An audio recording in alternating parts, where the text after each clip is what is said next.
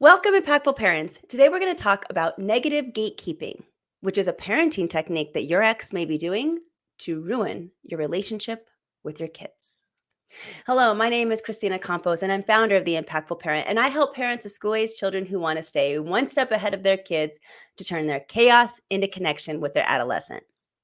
I'm a mom of four, a teacher that's taught every grade from preschool through high school, and today I help moms and dads like yourself to navigate the exhausting, confusing, frustrating, but rewarding world of parenting.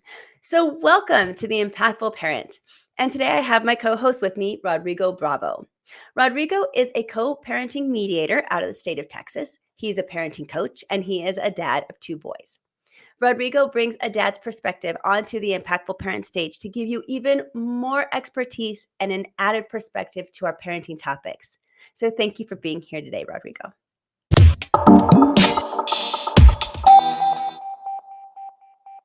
With this episode of The Impactful Parent, I am starting with our guest video that I got off of TikTok right away so we can get started with our discussion.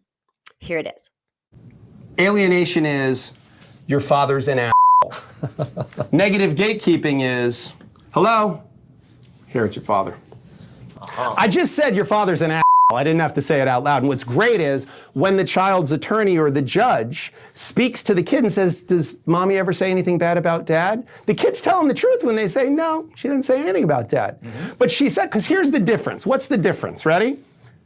Hey, did you have fun with dad? Oh, that's great. Where'd you guys go? Oh, you went to the park? Oh, that's nice. That's good. It was fun. Oh, good. Did you have dinner? Oh, what did you have? Pizza? Oh, good. I know you like pizza. All right, well, go upstairs, brush your teeth.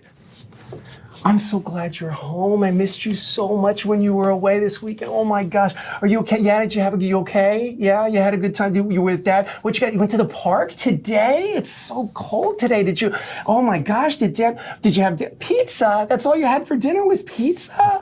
Oh my gosh. Why didn't they give you any vegetables? Well, you know, it's okay. You know what? I'm going to make your favorite soup. Go head upstairs, and when you come back down, I'm going to make you your favorite soup, and we're going to hang out and we can watch TV together, okay?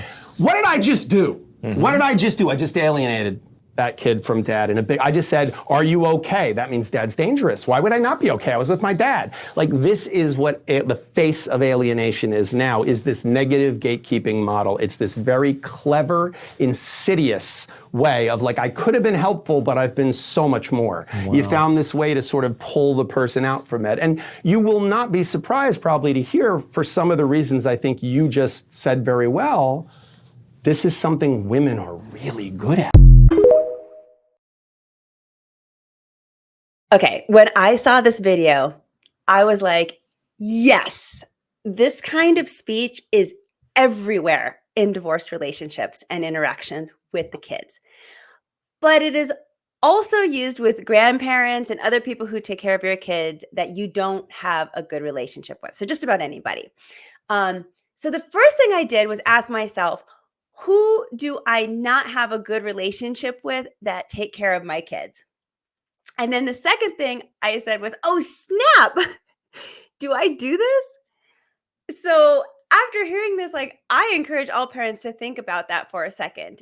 Do you do this? Negative gatekeeping. And I admit sometimes I can take that passive aggressive approach that he is describing. The one that shows concern when the kids tell me something like, oh, you had pizza and hamburgers all weekend.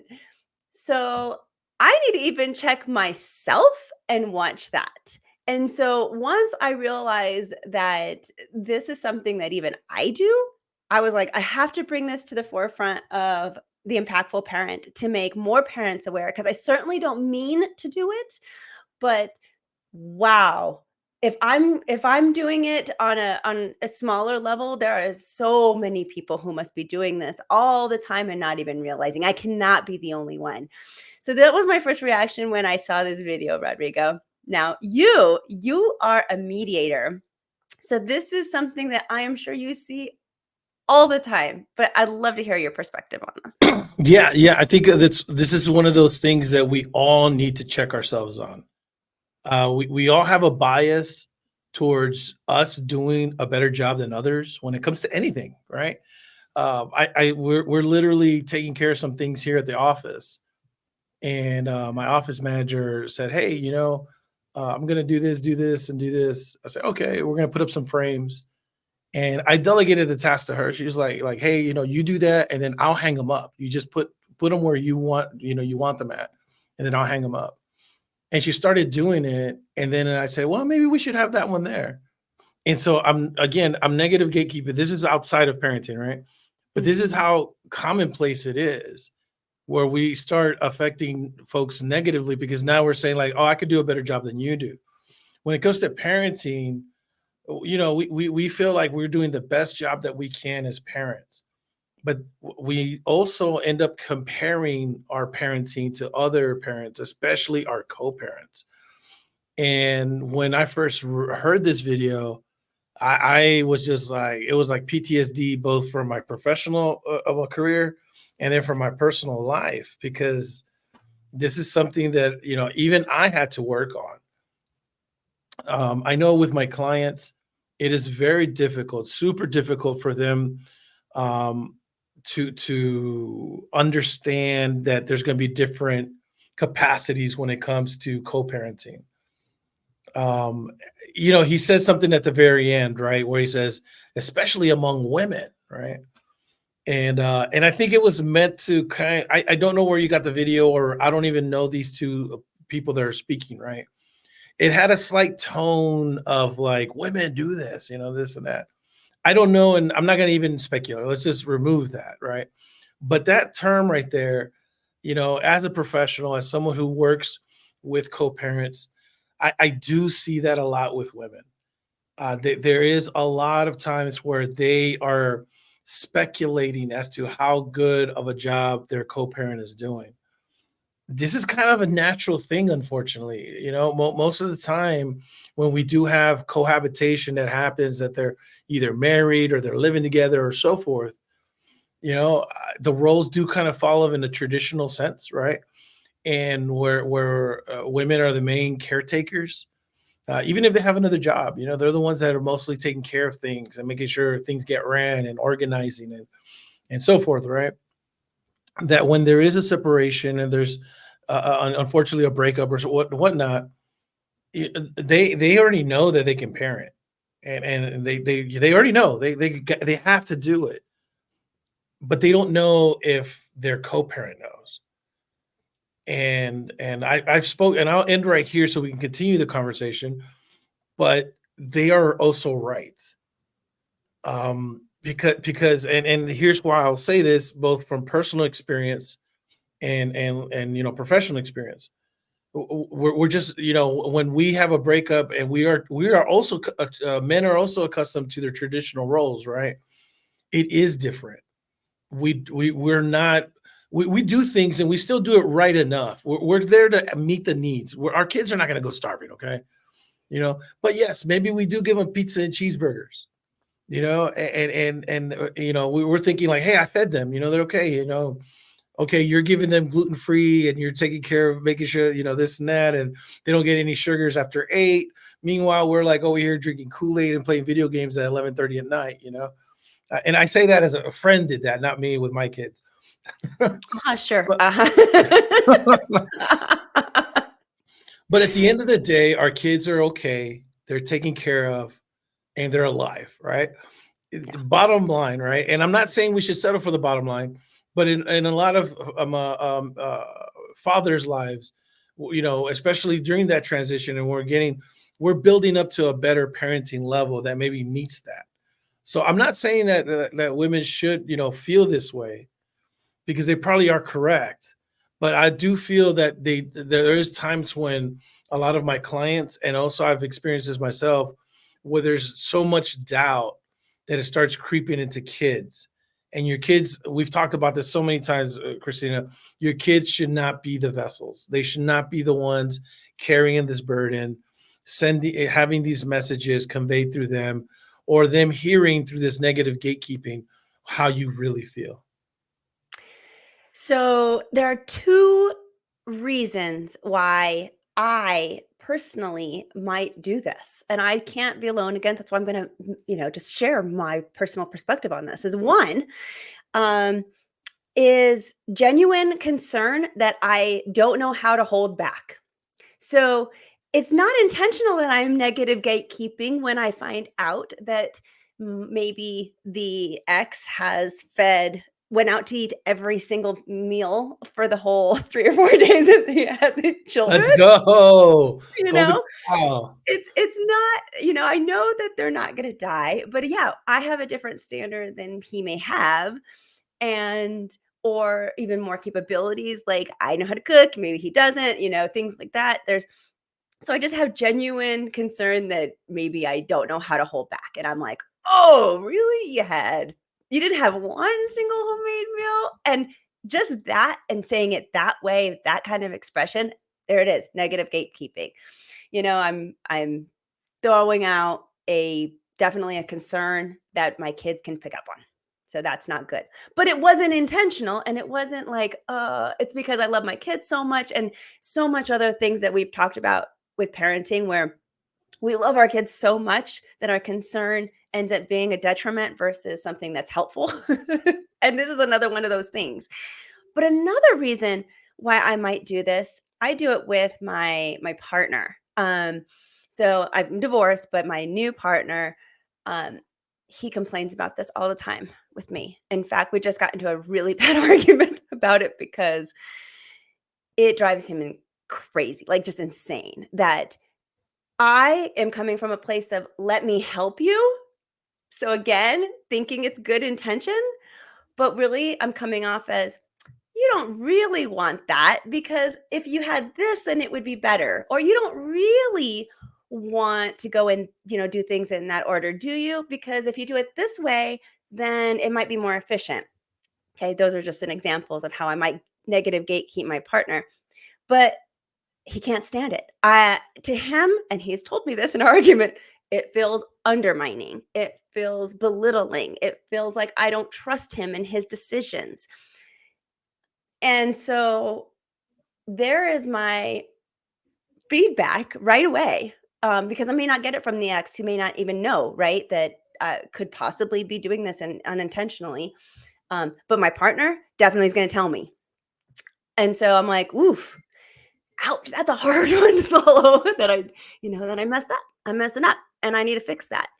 Uh, but again, if I'm doing it and unintentionally for those particular reasons, a million other people must be doing it too. So how how do you feel about that?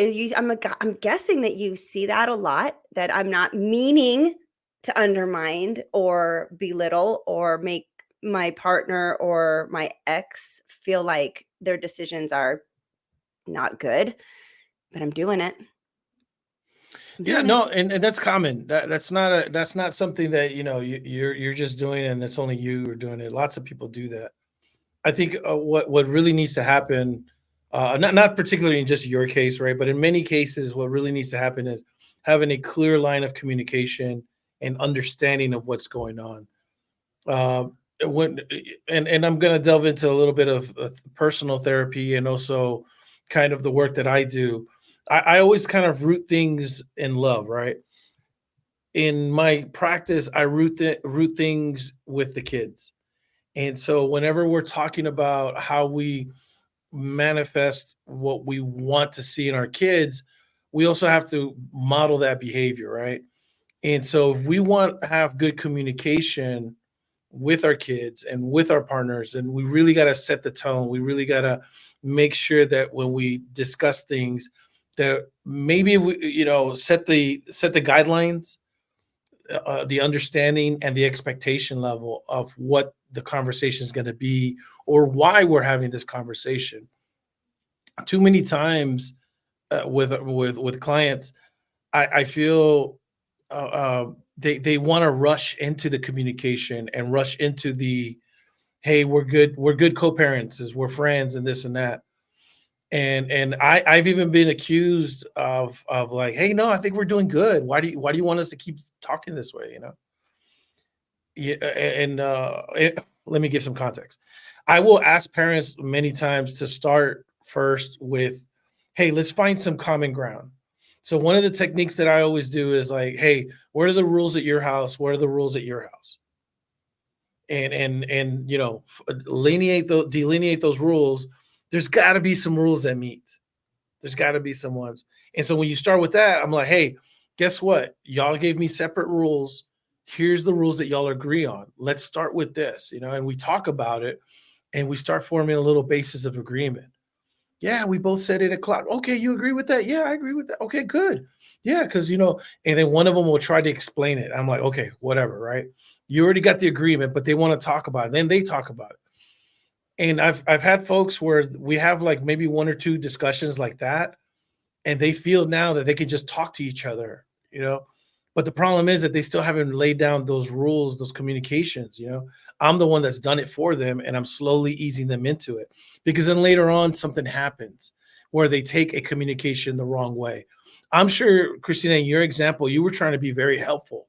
You were trying to, hey, look, let's try it like this, or hey, have you considered this, and that, but maybe he wasn't expecting that, and instead he took it as like, oh, am I doing it wrong, and so forth, right? And that happens. That does happen. I try to tell my co-parents, like, hey, let's make sure that we continue communicating this way, and slowly ease into it where we are able to take kind of constructive feedback, and maybe take these moments where we are learning from each other, because it is a beautiful thing once there is success there with the communication. But let's go back to the negative gatekeeping, right? Where we were talking about, like, how is it that maybe I'm doing it unintentionally. And I think the basis that I was starting off with was, it needs to be rooted in what you're trying to accomplish. When you're doing this negative gatekeeping, you really are trying to accomplish doubt. You're planting these seeds of doubt in your kid's mind. The video does an excellent job of that, because what she's phrasing is exactly what someone would phrase if they were asking genuine questions. It reminds me of that particular exercise, right? Where show me how you say shut up, right? And so somebody says, shut up, or somebody says, shut up, or shut up. Like there's so many different ways, or stop, right? And it's like, stop, right? I was like, oh, stop, and There's I so don't want to many go different further meanings. with, Yeah. yeah, there's different meanings based on how you say it. You know, what's that famous study, Christina? I want to pull it up, but there's a study that says language communication and message delivery is, I think, 20% vocal and 80% body language, Oh, or, yes. or Yes. something like that, right? Yeah. And I'll end right here. So it's super important. What is your purpose? Is your purpose really to build a good, successful co-parenting relationship? And if it is, then you do need to make an effort to start building those good communication parameters. I'm not saying you got to be fake, okay? I'm not saying you got to like be cheery and like, oh, this and that. You're not going to do that, and I don't want you to do that.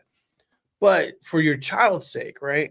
You do need to be neutral. You do need to show, an appreciation that your child is safe, that your child came home, that your child is hopefully, bathed and isn't, in tatters, or whatever the case may be.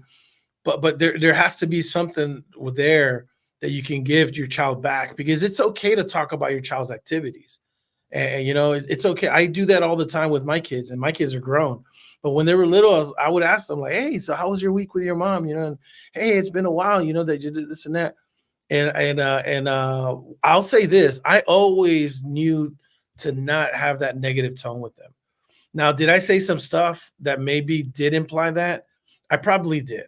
I don't really recall that, but I'm pretty sure my bias may have like slipped out a couple of times with that.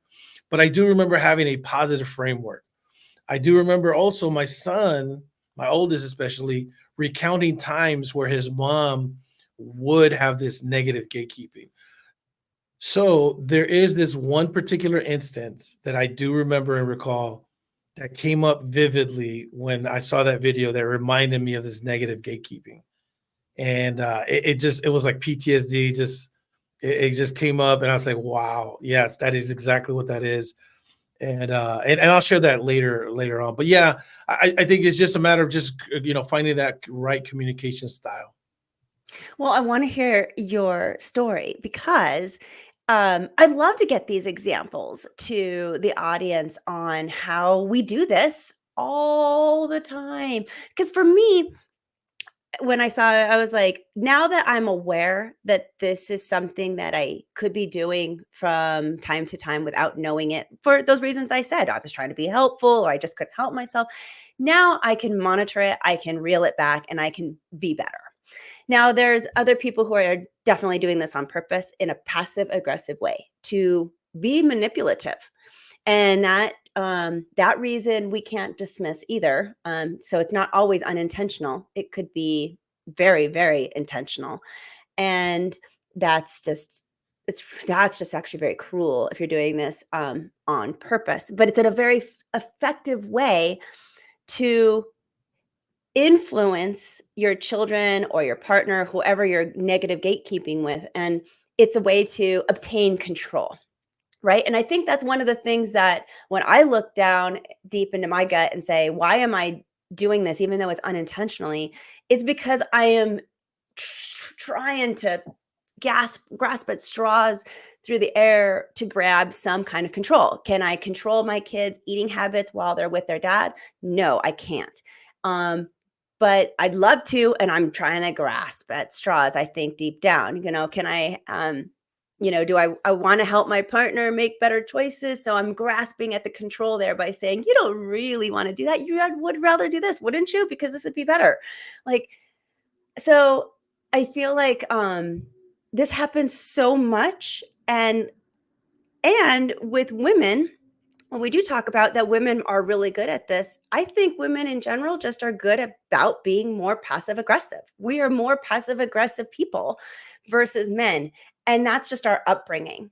Like, so no wonder that the video and you, and I also agree that I think women could be better at this technique because that's how we have grown up to be aggressive, to show our opinions, where I feel like men had more permission growing up just speaking their mind. Women are not allowed to do that nearly as much. We've been stifled throughout the ages. Now, I'm not saying that's right because it's definitely not, but it is a reality of how women grow. And so, No. I'm glad you added the last part. Okay, I'm glad you added that last part. yeah, I was a little like, okay, and then you added that last part. That's very important because whatever behaviors are kind of prevalent among women in business situations and society and whatnot, it definitely was because of that. There was no way to really kind of share your opinion. So the way you would share your opinion is kind of passively, right? And that was just the only way to do it. So no, I agree with that. I think when we're talking about that passive aggressiveness and trying to kind of sneak in our opinions, and this falls on both sides in many cases. But I think it does happen where we are able to do that through this negative gatekeeping.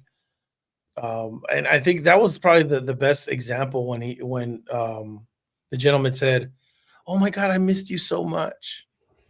yeah, That really, I've heard that on the other end, and it really kind of, I could just tell the pull that it had on my son, and it was very unfair to him. And that's not what we want to do to our kids. They already know we miss them. They should know. I mean, you don't got to tell them that. You don't got to, if you do it in a loving way, great, But in this particular case, it's definitely manipulation. You're making the kid feel guilty for spending time with their co-parent, and that's not healthy at all. Our kids don't deserve that. They don't need that. It's not bad to say that you miss them, but have the conversation first. Hey, how did it go? And let it be meaningful and so forth and this and that, and then give them a hug like, oh, I love you, and express how much you miss them with that hug.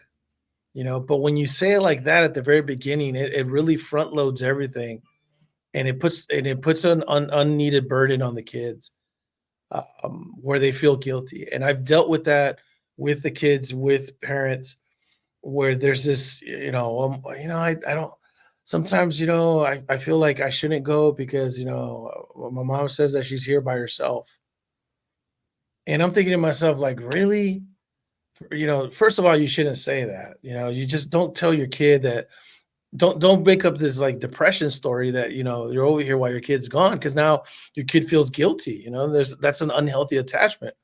And then second of all, I'm like, go live your life. Like, these are your weekends.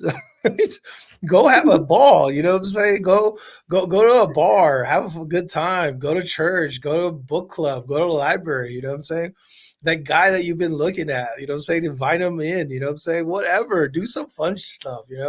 But you should not be, lonely on your weekend. You should not, well, let me rephrase that. You should not be like sad and, and just moping Sitting around. there Like, twiddling your fingers waiting for your yeah, kids to twiddling come your home. fingers, watching watching your, oh my God, what time is it? And this and that. 5:59 on Sunday, like, oh, come on, live your life, and so I would say, when we do that and we put that unnecessary and unneeded burden on our kids, we're actually doing more damage to them. That I think, if anything, if any message you get, it's that we're actually hurting our kids with that kind of behavior. And if you truly love your kids, you won't do that. You'll refrain from that, and you'll figure out a better way to express how you feel. Again, not to say that you shouldn't express it, but you should be mindful of how you express it. Oh, absolutely. It just shows how our reactions, the little things that we say, and more importantly, like you said, how we say it, golly, it just affects so much. And it really does trickle down and affect our children, and a lot of times in heavy ways. Like you said, now our children feel guilty for having to go see their parent when they have to go. Mhm. Like, that's so sad. Now our children feel sad that they have to leave you because you made them feel guilty that they had to leave, or now they feel bad that they ate like crap all weekend long when really it wasn't their fault. It was just what they were fed. um so yeah. And I want to make a point about that. It doesn't mean that you have to accept things that are wrong, that you feel need to work on. That's just not the time and place to bring that up. Yeah. That delivery needs to go with your co-parent. When you find out this and this and that, and again, here's where it gets tricky, okay? Because you need to have a good communication relationship with your co-parent to have these conversations. Because if you ask your co-parent, if you tell your co-parent, the next, let's role play for a little bit, Christina. Okay, let's just role play real quick, all right?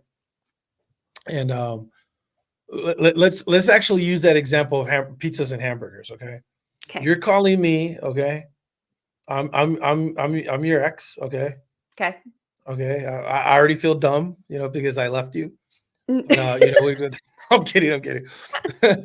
But I know that I fed my kids pizza and chicken and hamburgers and stuff like that. You found out through the kids, right? You're calling me now. Let's go ahead and just role play that real quick. And I'm doing this for an example. Okay. Um, hey, I was just talking to the kids, and it sounded like the kids didn't eat very well this weekend. Like, they said they ate out the whole weekend long. Yeah, no, we did. We had a pretty busy weekend, but no, they were fed. Did they say they were hungry when I dropped them off? No, no, they didn't say they were hungry. They just said they had like pizza a couple different times, and I'm kind of worried about them. So you're not questioning my kids about what we're doing in our time. Yeah. No. Time out. So that's what I'm saying. Like, you got to have a good relationship, communication wise, with your co-parents to have that conversation, because it can derail pretty quickly.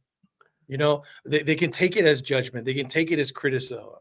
So if you Mhm. don't have that bridge yet, you can't really have that conversation. Yeah, I tell my co-parents this all the time. Again, especially my mom clients.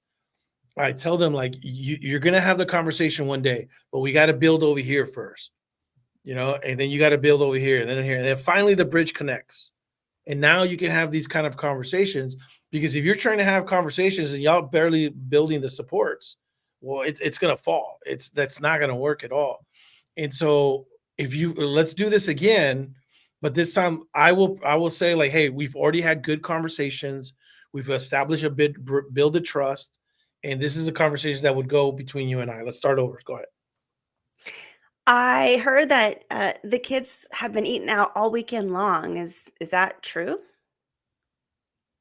Yeah, we had a pretty busy weekend, so unfortunately, we did eat quite a bit of fast food, and we went out to a couple of restaurants. Well, I'm a little worried about them not eating well when they're with you. Okay, what's the worry about? What exactly are we talking about? Just like nutrition and things. I just worry that, if you're eating out all the time, that's not really good for them. Yeah, okay, I hear what you're saying. When we did go get for burgers, I did tell them like, hey, we're gonna get chicken sandwiches because we had just had pizza that previous night, so I feel like that was kind of a compromise. And then when we went out to go eat, we did go to a salad bar. Now Joseph, he decided to have, some chicken tenders, but I thought that was okay. But I thought that was kind of healthy. But we did have pizza. We did have chicken one time. So I get that. What do you think is fair? If you could just encourage them to try to put some vegetable on their plate when they go out to eat, some sort of vegetable, maybe that would work to get started. Okay. I know we've had this discussion before, and I'm trying. I want to, meet that. So I don't want you to think like I'm just like not trying. I'm willfully neglecting what you would like to see, but I was just busy this weekend, and we did have a lot of outside activities, whatnot, and so that's what happened with that. Okay. Well, thanks. I know that it's not always every weekend's going to be tough, but just something that I'm worried about, and I wanted to let you know if you'd work on it, that I'd really appreciate it. And so okay, we're talking about we're good. And so the whole point of it is right. We're not like cheery. We're not. It's not an elevated tone or anything like that. It's just like expressing how what situations we are. And if we have a good communication style and we've built that relationship, we both know that we're not judging each other. Even though it may sound a little bit, this and that, we got to take it to perspective that we're talking about our kids, and we got to come to an agreement on that. Of course, to get to that level, there's got to be a lot of different conversations before that. That you probably want to have a nutrition discussion, right? And say, hey, look, this is what's important for me, discussion. I'm not telling you how to feed the kid, anyways, that's like a whole nother module, and what we work with. But I just wanted to kind of have those examples because I think it's important to kind of show folks like how those conversations can happen when we are talking about like, that kind of food, and that kind and how that negative gatekeeping can turn from like, hey, just kind of a query, and then turn into something negative, and then the other way around where like, hey, maybe they're not negative gatekeeping, they're just asking genuine questions, and you already have that relationship. So yeah, when it comes to that, I think it's important to have that communication style already established. Yeah. No, absolutely. Absolutely, it does. Now, I'd love to hear about your story. How did this happen to you? What's your personal experience with negative gatekeeping, and how did it affect your boys? Yeah, I think a lot of times when we talk about stuff, we do have these experiences, and I think one of the ones that was pretty crystal clear for me was when it was really really young in kind of my fatherhood. Both of the boys were really young, So you and I deserved remember all of this. No, I'm I just did, joking. I did. And but at that time I wasn't exactly father of the year, and or Yeah. I'm sorry, I was father of the year, but I wasn't co-parent of the year either. Let's get that straight, right? And so, but I remember one time I actually had a shift that I had to work, and I didn't have anybody to take care of my kids at that point. I had a partner, but she wasn't available to help, and quite frankly, she didn't want to. And that's okay. That, you know, we were young in our relationship, and it was not, you know, the time or place.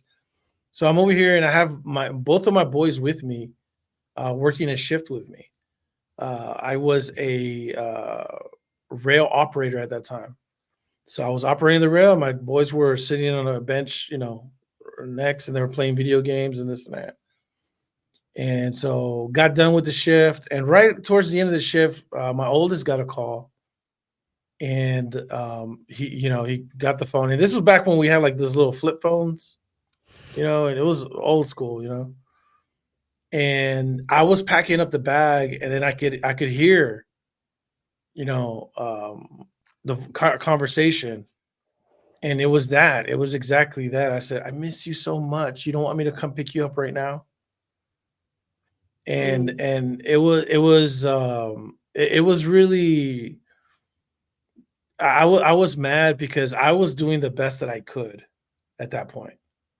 You know, I was, you know, and I hate saying a single dad, because you know, I don't know, but I was doing the best that I could, you know, and I was working and doing my thing, but I didn't have somebody. It was my weekend. I also didn't want to give up my boys.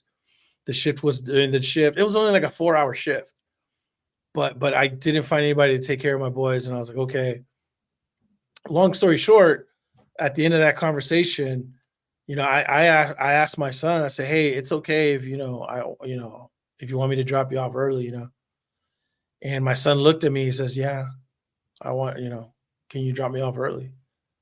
And I was crestfallen, right? But I could see that tug on my son, and I could tell that he was just like torn. He wanted to spend time with me. He didn't really care if he was just sitting on a bench and I was like, you know, 4 feet away, you know, operating a vehicle. He didn't care. He just wanted to be there, you know. And my other one, he was younger, so he was sitting next to him. They were just there, but he wanted to go. He's like, no, you know, and I could just tell that tug. And I knew, I obviously I was very young. I wasn't where I am now. I definitely didn't have the healing that I have now, nor the co-parenting experience that I have now.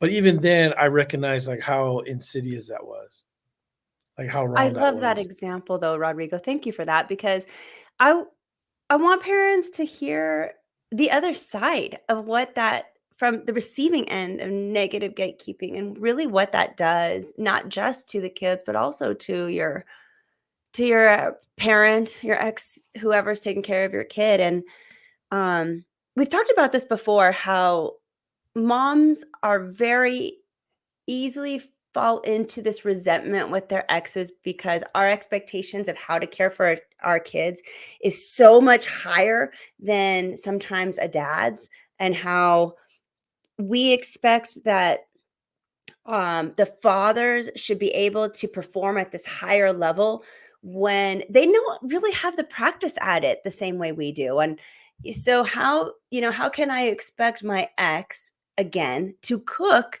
3 meals a day for his entire weekend when never has he really ever cooked before in his life? I was the one who did all the cooking. Why would I expect that now that he has the children to be able to cook 3 meals a day? Come on. I mean, and No, that's my own stupid it, expectation, right? and That then I think about it. What is he gonna cook? What do you think he would cook? No, no, right, no, no. I'm it's telling you gonna this be because macaroni and I cheese, cooked. Yeah, right? yes.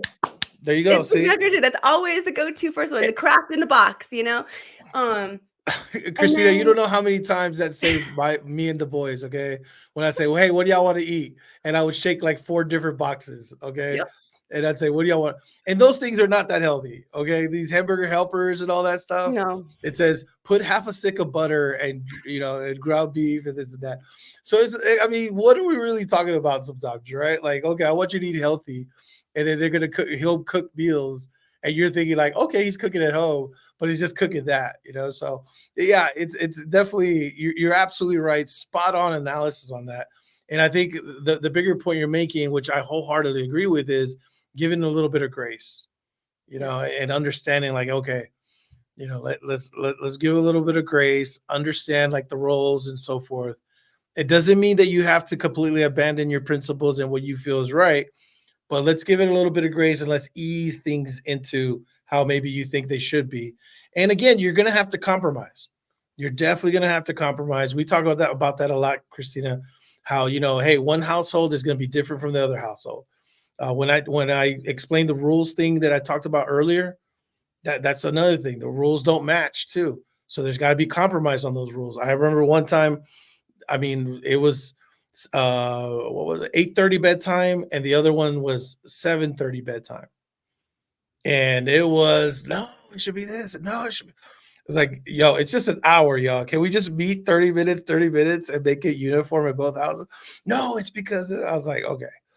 Finally, eventually we did, but there is compromise as well. So just understand that, we got to realize that, two different households are going to be two different households. One final point with the negative gatekeeping, it's very insidious because and I wanted to make this point because a lot of it is based on emotion too. Oh, And I think a lot of it is emotionally manipulative. And I really encourage people to watch those videos a few times because the gentleman does a great job of kind of like even facial expressions, body language, and the way he just reacts to stuff that you could tell that if you were a kid, you would know the message that's being sent. absolutely. Yeah. And so I Now, think that's an important note. I want to flip things around a little bit and say, what if you're a parent on the receiving end of all this negative gatekeeping? You know, just like yourself in that example that you gave, that your ex or partner or whoever is taking care of your kids or whoever is negative gatekeeping you. So, what strategies or interventions can parents use to prevent the negative gatekeeping from affecting their relationships with their children? What do you think? I actually am very much a supporter of giving your co-parent a summary of the previous time that y'all have had.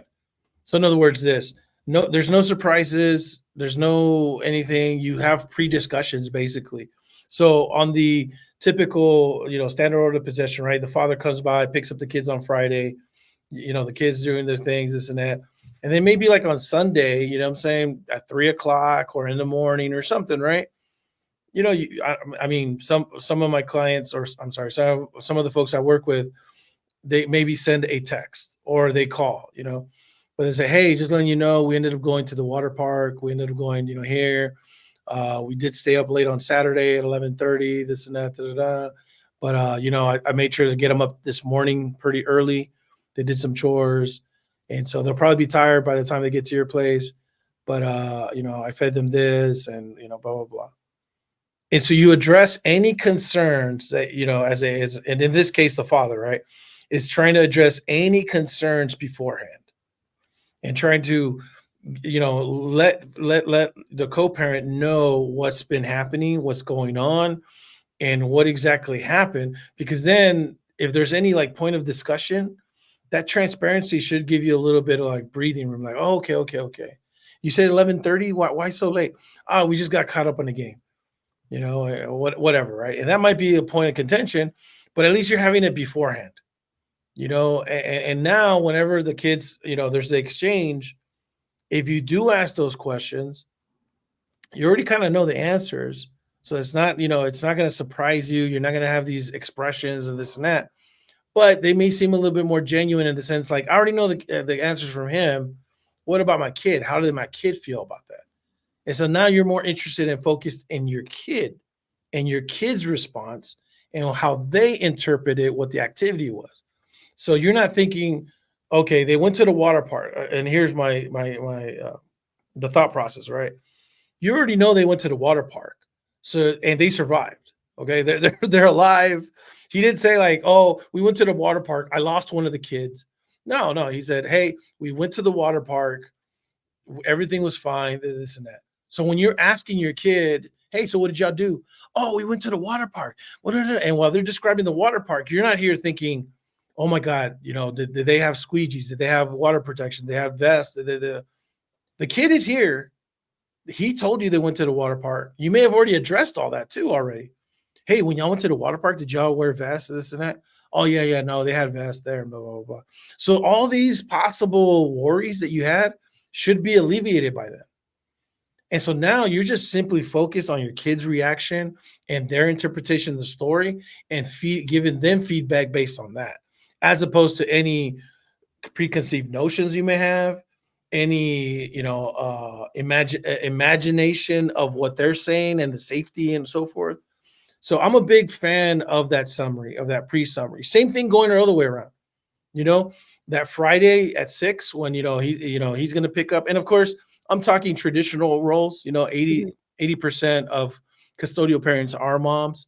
So I know there's some dads out there that have full custody and they have custodial agreements with moms. So I don't mean to leave them out, but I'm just talking about the greater majority here. So the moms, on Fridays, the kid's about to leave, give them a summary of the week. It's not a big deal, write it out if you want, and send them a text, send them an email like, hey, on Tuesday we did this, hey, we did that, da, da, da, da. And they'll appreciate that transparency. They'll appreciate like a little bit of info. Hey, you know what? He got an A on so da, da, da, da, and then you come up, you pick them up. You already know their whole week. And you're not worried about anything. You're not making any complaints. You're just focused on your kid again. And you say, hey, how do you go week go, Papa? Oh, it was good. And then, oh, hey, I heard you got a star on math or something. Oh, yeah, blah, blah, blah, blah. And you're just focused on the kid, and let's say there was an issue, or Samuel's mom was really good about letting me know about issues, when they occurred. That way, when I picked them up, she and I were already in agreement. We were like this, and we were already in agreement. And Samuel already knew. And I was like, hey, talk to your mom, man. I heard you messed up in school. Yeah. All right, man. Hey, no Xbox this weekend. I know. And by doing that, there's no need for negative gatekeeping. There's no need for us to, somehow subvert the other co-parent. We're transparent with each other, and we've given each other information about our kid that'll help us, and that grows a little bit of trust, grows the relationship, so that we don't have to resort to those type of tactics and manipulation. Ding, ding, ding, ding. I love all of that. That is a game changer, Rodrigo, what you just said, because you're doing active communication with your partner, your co-parenting partner, and so you're bringing everything out to the forefront. You are giving an opportunity to talk to them and argue, even, and not in front of the children, about whatever might have happened or didn't happen, or whatever is lacking in the conversation, or your concerns and worries. I love that so much. I think that more parents need to utilize that technique. I'm going to also say that I think, along with all of this advice, if you are the receiving end of that negative gatekeeping, be the consistent and reliable parent as much as possible. Like, the consistency with your kid really matters, especially if you have another parent who might be talking badly and giving these bad impressions about you. So being consistent in your actions and your words and your behaviors, it helps create that sense of security and trust in your child, even when they may be hearing negative things from a gatekeeping parent. And show up.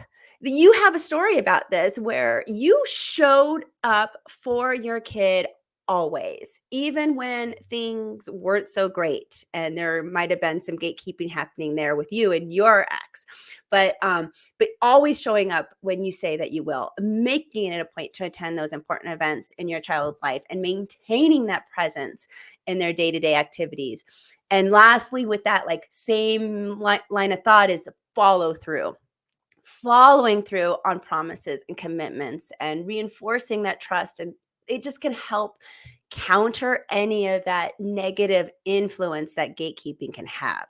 Do you have any other suggestions for our audience? No, I think those are good. The last suggestion I would do, and I always talk about this, is just, we're raising kids. Our kids learn really a lot more visually and through experience, as opposed to our words. So model the behavior you want your kids to be. because guess what? Your kids are gonna model the behavior that they see. Doesn't matter if you think you're being smart and like tricking your kids or fooling them. No, your behavior is going to come out, and they will see that, and they will act accordingly. They'll think that that's the right behavior to do. So if you are lying, they'll think that lying is okay. If you are manipulative, if you are emotionally detached, unhealthily attached, you know, I don't know, crazy, disturbed, what are, wild, loud, whatever the case may be, your kids are going to think that's okay. They think that that's going to be the route to take. And so we've got to model the behavior that we want our kids to have. And that means that building our own character, making sure that we are the best versions of ourselves that we can be. I think that would be kind of, I mean, I always say that anyways, right? But I definitely think that that's something that everybody should do if you want to, have good kids that see good examples of behavior that's occurring in their lives. Oh, modeling that healthy conflict resolution is huge. I mean, Yes. kids learn how to deal with conflict by watching their parents. So if you're a yeller, they become a yeller. If you're passive aggressive, they become passive aggressive. And it is what it is. Now, I do have a question for you about documenting. Do you feel, as a mediator and just your experience working with court systems, that is there any benefit, or should parents document negative gatekeeping behaviors, like keep records? And is it something that we could take legal action on if you are the recipient of such really bad gatekeeping behavior that it's affecting your child and you can't, like, how does that work if you're on the other end? Yeah, that's difficult. When I found this term negative gatekeeping and I was looking at the video, it also reminded me of a term in the business world called malicious obedience. Are you familiar with that term? No, So malicious obedience in business terms is when somebody follows, orders, right? Follows directives, duties, etc., but they do them as poorly and as inefficiently and just in spite of the spirit of the directive. And so, but at the end, they still did it. So there's, it's malicious obedience. You're still doing it. You end up meeting the terms, but you meet them in a way that is very inefficient, volatile, maybe even passive aggressive, and so forth, where it makes it difficult for a company to fire somebody, for example, because then that person says like, "Hey, look, I did it. It's right here." And they're like, "Well, no, you did it like you went like this, and then you got there." this And they're like, sounds just "Well." like divorce, by the way. So it's very similar in that respects. So the reason I bring that up is because it's also very difficult. Again, excellent example in the video where the guy says, like, the lawyer's like, "Did your mom ever say anything negative about your dad?" And the ladies and the kid's like, "No, I don't." And technically it's true. Technically, this is where I tell parents all the time, both, my mom's and my dad's, this is a long game thing.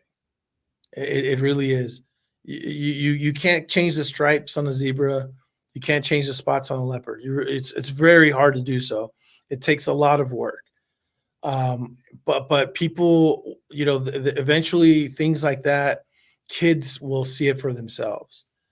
I've already had customers tell me that their kids now are starting to, on their own, alienating the parents that was alienating them from their parent. And I tell these parents, I tell them like, "Hey, that's your child's choice. You need to encourage your child to have a relationship with their parent, but they can also determine how healthy that relationship is and whether or not they are okay with that. Obviously, I'm talking about older kids right now.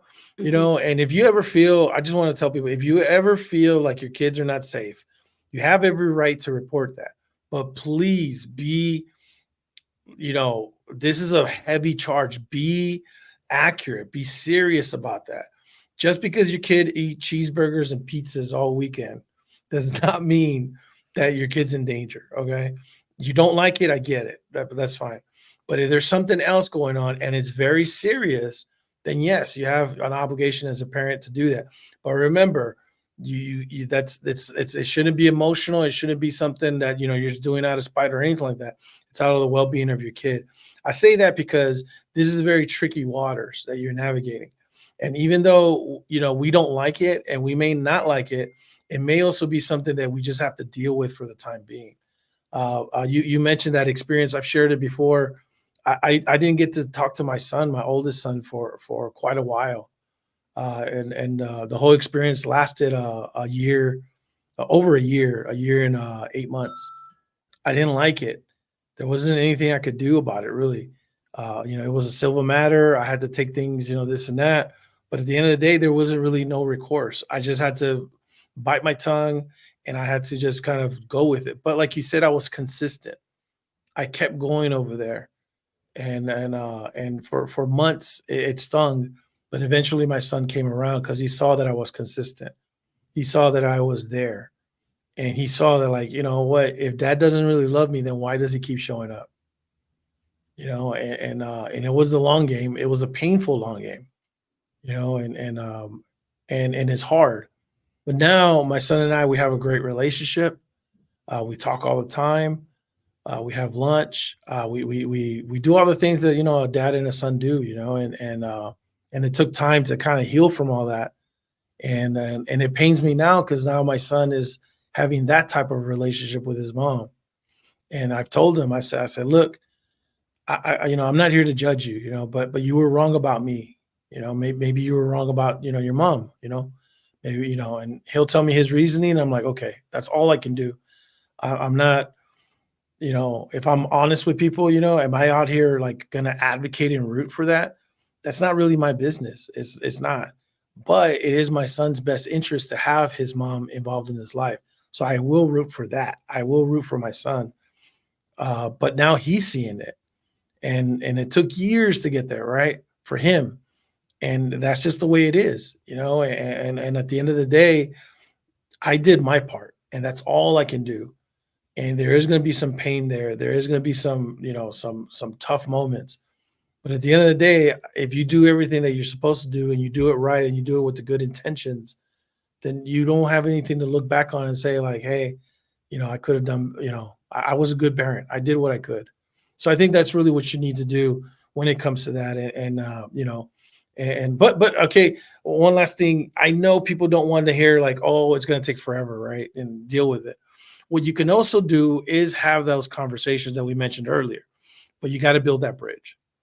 And so you can't just go off rip and just, start talking about that because there might be some unresolved issues.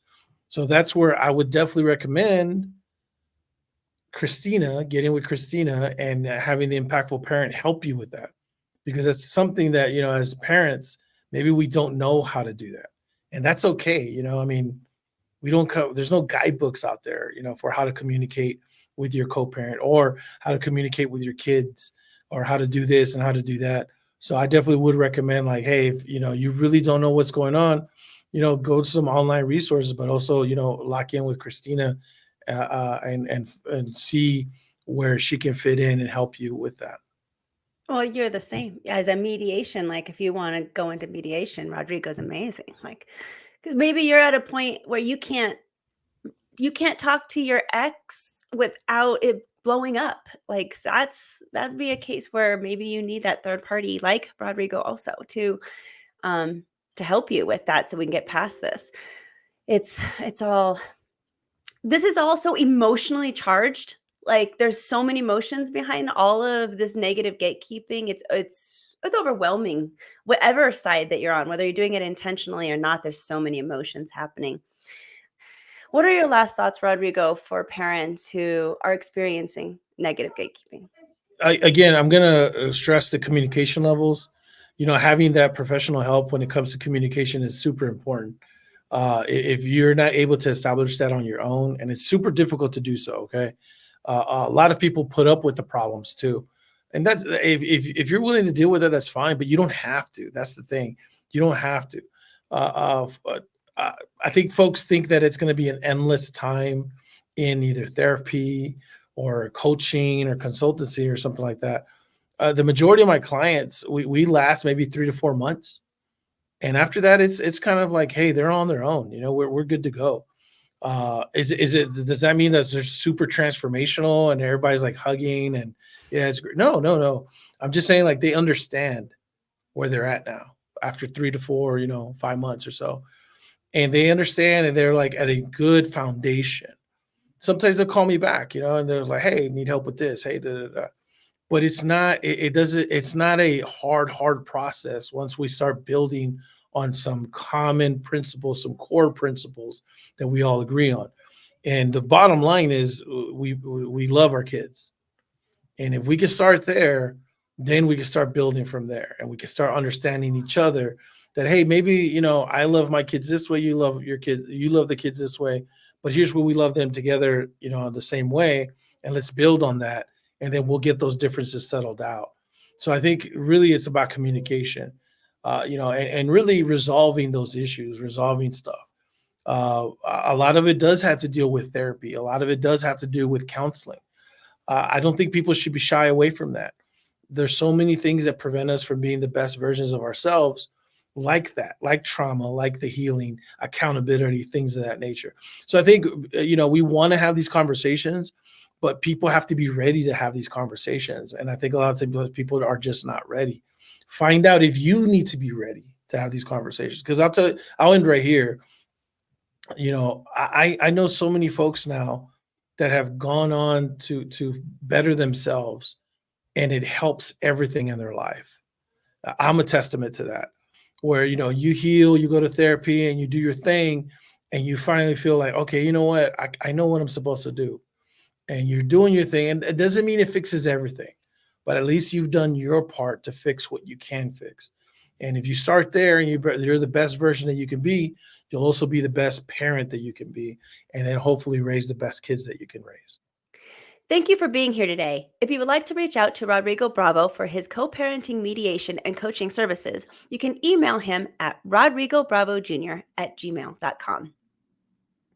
Start your Impactful Parent journey by downloading the Impactful Parent app. The Impactful Parent app is free so that you can carry help, tips, and parenting resources right in your pocket. Download the app today. You have nothing to lose since it's a free download. So go to your phone's app store and discover how you can step up your parenting game and become a more impactful parent. And remember that this episode is just a small part of what the Impactful Parent offers. Also available are online courses, parent support groups, coaching services, and of course, the Impactful Parent app. Find out more by going to theimpactfulparent.com. But until next time, you got this. I'm just here to help.